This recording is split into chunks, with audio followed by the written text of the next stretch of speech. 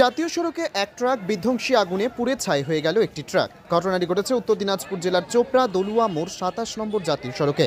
চালক খালাসি পলাতক। দমকলের একটি ইঞ্জিন গিয়ে আগুন নিয়ন্ত্রণে আনে। কিভাবে আগুন লাগলো তা এখনো পরিষ্কার নয়। সূত্রের খবর, শুক্রবার বিকেলে শিলিগুড়ির দিক থেকে আসা একটি কন্টেনার রামগঞ্জ এলাকায় এক ব্যক্তি ধাক্কা মেরে পালিয়ে আসে। দ্রুতগতিতে কন্টেনার পালিয়ে যাবার সময় দলুয়া মোড়ের কাছে আচমকা আগুন ধরে যায়। বিধ্বংসী আগুনে পুড়ে ছাই হয়ে যায় কন্টেনারটি। ইসলামপুর থেকে দমকল বাহিনী ঘটনাস্থলে পৌঁছে আগুন নিয়ন্ত্রণে আনে। দীর্ঘক্ষণ পরে দমকল ঘটনাস্থলে পৌঁছানোয় স্থানীয় মানুষের মধ্যে ক্ষোভের সৃষ্টি হয়। কিভাবে আগুন লাগলো সে বিষয়ে এখনও পরিষ্কার নয়। পুলিশ ঘটনার তদন্ত শুরু করেছে।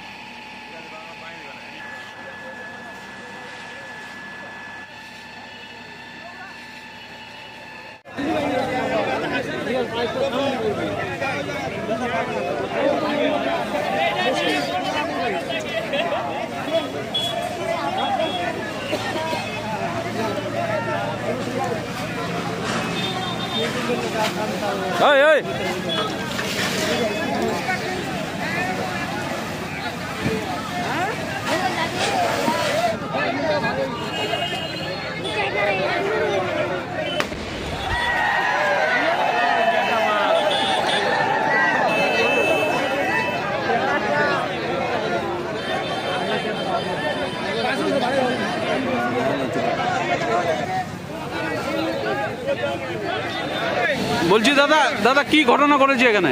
এটা মানে একটা ওই যে রামগঞ্জ এরিয়াতে একটা অ্যাক্সিডেন্ট করেছিল, ঠিক আছে? অ্যাক্সিডেন্ট করে লোকটা মানে যে ছিটকে পড়ে মাথাটা ফাটে, ওরা লোকটা হসপিটালে আছে, দোলা হসপিটালে এখন এডমিট আছে।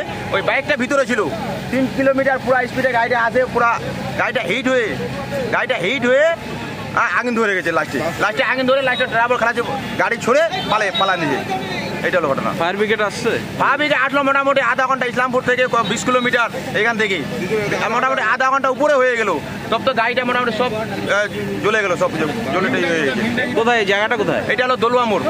আর অ্যাক্সিডেন্ট কোথায় করছিল? এটা ভীমডাঙ্গি বলে ওই গণপতি ফ্যাক্টরি আছে, যে রামগঞ্জ আছে, ওখানটা অ্যাক্সিডেন্ট হয়েছিল। আর লোকটা এখন দলুয়া হসপিটালে আছে, ভর্তি আছে, এডমিট আছে। এখনো খবর নেওয়া হয়নি কি হয়েছে না হয়েছে। আপনার নাম? আমার নাম মোহাম্মদ রফিক।